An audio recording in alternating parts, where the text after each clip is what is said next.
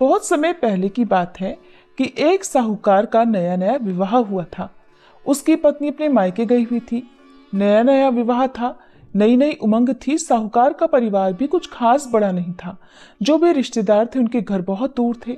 अब साहूकार को अकेलापन खाए जा रहा था। उससे रहा नहीं गया और वह जा पहुंचा अपनी ससुराल। ससुराल में उसकी खूब आवभगत हुई।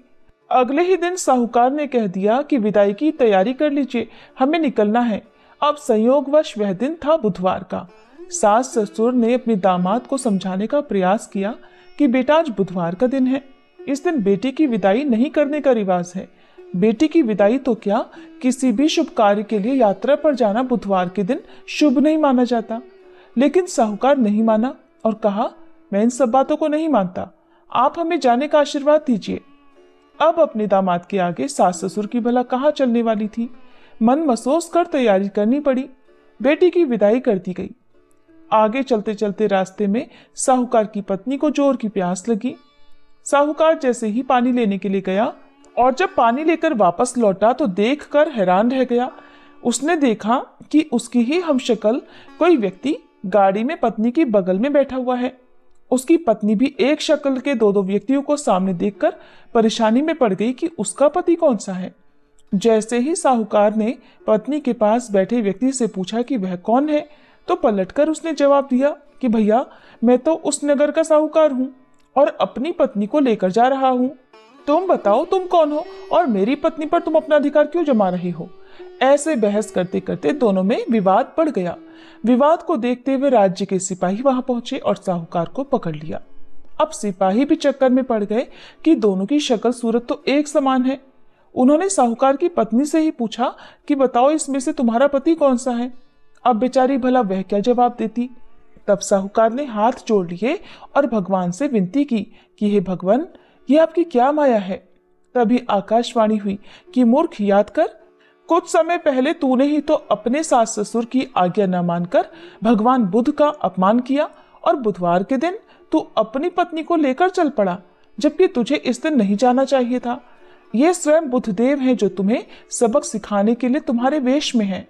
तब साहूकार ने सच्चे मन से क्षमा मांगी और भविष्य में कभी ऐसा न करने का वचन भी दिया और बुधवार को नियम पूर्वक व्रत पालन करने का संकल्प लिया। तब जाकर साहूकार के रूप में प्रकट हुए बुद्ध देवता अंतर्ध्यान हो गए और साहूकार अपनी पत्नी को लेकर घर जा सका।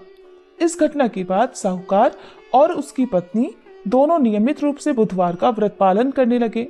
मान्यता है कि जो भी व्यक्ति इस कथा को कहता या सुनता है, पढ़ता है, उसे बुधवार के दिन यात्रा करने पर भी कोई दोष नहीं लगता और समस्त सुखों की भी प्राप्ति होती है। बुध ग्रह की शांति और सर्व सुख के इच्छुक स्त्री पुरुष बुधवार के दिन इस व्रत को कर सकते हैं। ज्ञान, बुद्धि, कार्य, व्यापार आदि में उन्नति के लिए भी बुधवार का व्रत बहुत ही शुभ और फलदायी माना जाता है। आज के दिन बुद्ध देवता के साथ साथ भगवान गणेश जी की पूजा का भी विधान है। ये थी बुधवार व्रत कथा। अब सुनिए गणेश भगवान की कहानी, क्योंकि गणेश भगवान की कहानी के बिना हर व्रत कथा अधूरी होती है। एक बार गणेश भगवान एक छोटे से बालक का रूप धरकर चिमटी में चावल और चमचे में दूध लेकर धरती लोक पर आए और वहां आने पर वो एक गांव में गए जहां वो हर किसी से कह रहे थे कि कोई मेरी खीर बना दो, कोई मेरी खीर बना दो। एक बूढ़ी माई बैठी हुई थी। उन्होंने कहा, ला मैं बना दूं। अब वह छोटा सा बर्तन चूल्हे पर चढ़ाने लगी। तब गणेश जी ने कहा, दादी माँ, छोटी सी भगोनी मत चढ़ाओ, आपके घर में तो जो सबसे बड़ा वाला बर्तन हो ना, वही चढ़ा दो। बूढ़ी माई ने बालक का मन रखने के लिए वही किया। वह घर के भीतर गई और घर का सबसे बड़ा भगोना लाकर चूल्हे पर चढ़ा दिया। वह देखती रह गई कि उसमें जो थोड़े से चावल उस बड़े बर्तन में उन्होंने डाले थे वो तो पूरा का पूरा भर गया। अब गणेश जी ने कहा, दादी माँ, मैं नहाकर आता हूँ, तब तक खीर तैयार हो जाएगी। खीर तैयार हो गई तो बूढ़ी माई के पोते पोती खीर खाने के लिए रोने लगे। बूढ़ी माई जब भी कुछ बना